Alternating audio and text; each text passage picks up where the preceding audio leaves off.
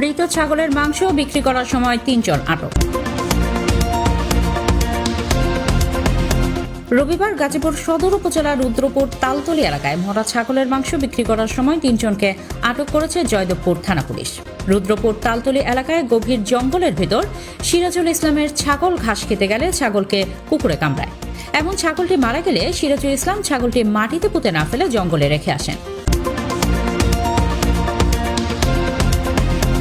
রাজীব, আলামিন, শাওন ৩ জন জঙ্গলের ভেতর ঘুরতে গেলে মৃত ছাগলটি দেখতে পায়। অতঃপর ৩ জন মৃত ছাগলটির চামড়া ছিলে মাংস নিয়ে এলাকায় বিক্রি করতে গেলে এলাকাবাসীর সন্দেহের চোখে পড়ে। অতঃপর তাদেরকে জিজ্ঞাসা করার পর তারা স্বীকার করে এটি মৃত ছাগলের মাংস।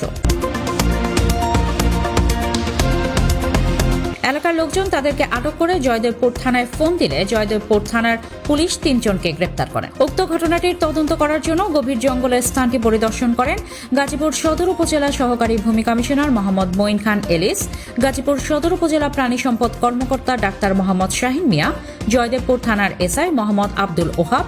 আসামি আলামিনের বয়স কম থাকাতে তাকে খালাস দিয়ে রাজীব ও শাওনকে ১ মাসের সাজা দিয়ে জেল হাজতে প্রেরণ করেন।